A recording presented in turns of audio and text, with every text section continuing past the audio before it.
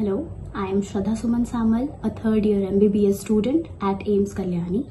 I am a mentor at Aditya Joshi Mentorship Program, and together we will crack AIMS. How to analyze and improve your progress.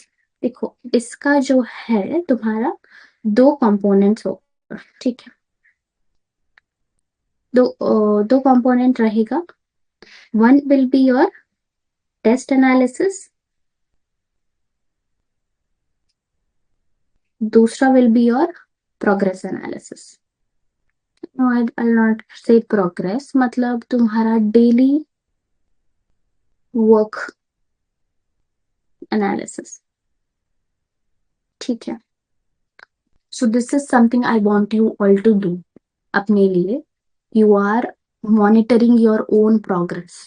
देखो test का analysis, mistake notebook, वो सब करना तो करना ही है, but ये दूसरा जो चीज है कि analysing what you are doing daily, क्या तुम वो अचीव कर पा रहे हो जो सब करना चाहिए, ठीक है.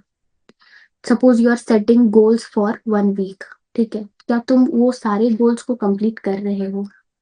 क्या तुम पर चैप्टर अराउंड 50 क्वेश्चंस कर पा रहे हो कि नहीं, ठीक है ना. मतलब if you are able to revise, study, do MCQs, give tests properly or not. So I want you to analyze it once per week. Once per week. ठीक है.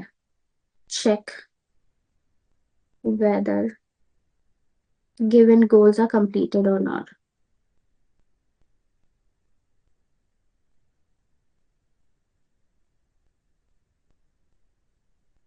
ओके, तो देखो तुम ये कैसे करोगे, ठीक है. यूज प्लानर्स और ट्रैकर्स. देखो जब मैं बोली कि प्लान योर वीक, ठीक है. तुम ना वीक जब प्लान करोगे, सपोज यू रोट कि हाँ स्टेट्स ऑफ मैटर पढ़ना है,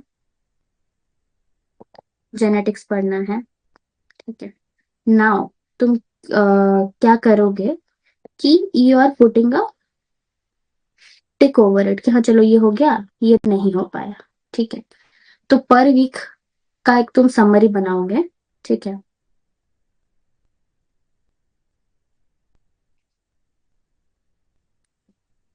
हाँ, मेक 2 लाइन्स समरी, ठीक है. देखो आउट मतलब इसमें तुम क्या लिखोगे कि गोल क्या था तुम्हारा. गोल वाज 2 चैप्टर्स कंप्लीटेड, इसमें से 1 लेफ्ट, 1, ठीक है. तो तुम ये करोगे फॉर एवरी वीक, तो तुमको पता चलेगा व्हाट इज मतलब what is the percentage you are improving, यहाँ यू आर डिटेरियोरेटिंग, ठीक है. तो तुम जब करोगे तो तुम सपोज एक वीक में तुम लिखे कि तुम्हारा गोल था अराउंड 10 चैप्टर्स, बायोलॉजी का 5 और मिला के, जस्ट दिस इज हाइपोथेटिकल, और उसमें से तुम कर पाए हो ओनली 2, ठीक है.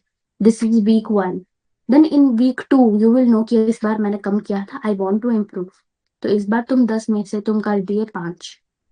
फिर once you achieve this then you will have the motivation कि अगली बार I do better, then you will be able to do at least 8. देखो हमेशा मोस्टली यही होता है कि तुम बहुत ओवर एस्टिमेट करके गोल सेट कर देते हो जो कि अचीव करना मुश्किल होता है, ठीक है. That is okay, but once you make this progress tracking, एक तुम्हारा एक नोटबुक हुआ, एक डायरी हुआ, देन यू विल नो कि whether you are actually progressing और नॉट, कि तुम्हारा पढ़ने का टाइम बढ़ रहा है, तुम कितना पढ़ पा रहे हो, ये सब, ठीक है. तो दिस इज द गोल, है ना, टू नो कि तुमको तुम्हारा प्रोग्रेस क्या है.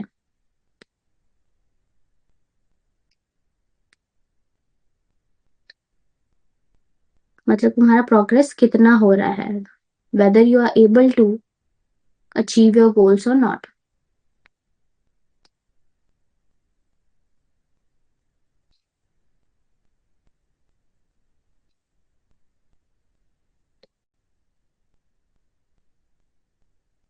ठीक है.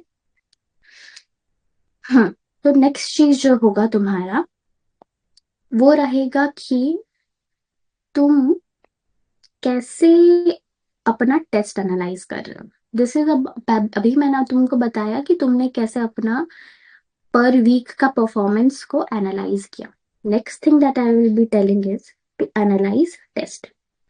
तो इसमें क्या करोगे, गो थ्रू एवरी क्वेश्चन, ठीक है। You need to go through every question जो तुमको आया, जो तुम्हारा गलत हुआ, क्या तुमने गेस किया, किसका क्वेश्चन तुमने सही से नहीं पढ़ा था, ठीक है। Everything, make a mistake notebook,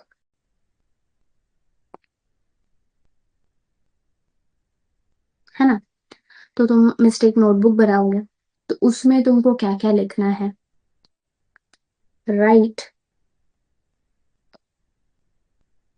wrong question, उसमें रीजन कि क्यों गलत हुआ, रीजन में आ जाएगा डेंट नो, ठीक है। या तुम्हारा फॉरगॉट, यहाँ आ गया रेड द क्वेश्चन रॉन्ग, कुछ भी हो सकता है, but you need to mention that in your mistake notebook, ठीक है। उसके बाद तुम लोग क्या करोगे कि suppose you don't know the concept, ठीक है। फिर नेक्स्ट चीज है तुम्हारा डिडंट नो द कॉन्सेप्ट। तो इसमें तुम लिखोगे राइट द सोल्यूशन, सोल्यूशन तो तुम सबको लिखोगे, ठीक है। राइट द कॉन्सेप्ट, उधर उस जगह में तुम वो फॉर्मूला या वो कॉन्सेप्ट को लिख दो, ठीक है। फिर नेक्स्ट चीज है कि तुम सपोज कोई क्वेश्चन गेस किए हो तो उसको भी तुमको लिखना है, गेस्ट क्वेश्चन, क्योंकि क्लियरली वो चैप्टर तुमको शायद नहीं आता था, वो टॉपिक तुमको याद नहीं आया था, बट तुमने बाई मिस्टेक वो सही कर लिया है, but that doesn't mean you know it, है ना। तो तुमको उसको फिर से जाना है and you have to read that topic. तो इसलिए also you have to write the guest question, ठीक है, समझे तुम।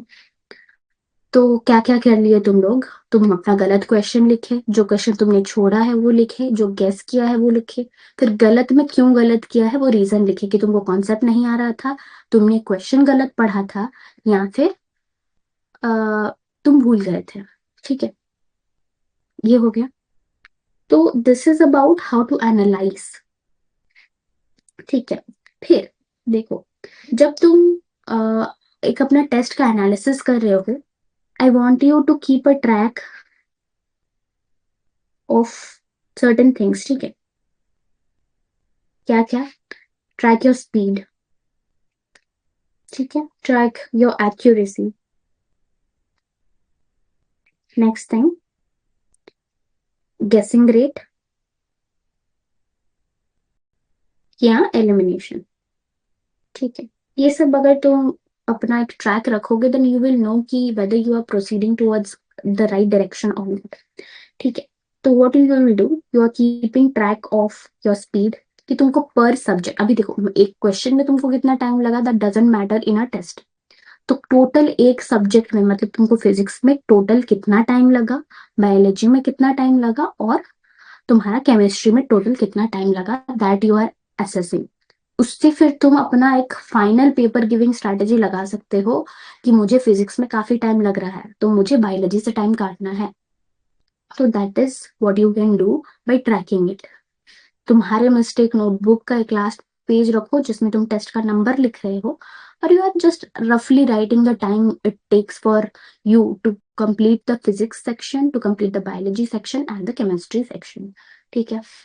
तो this is something that I want you all to do.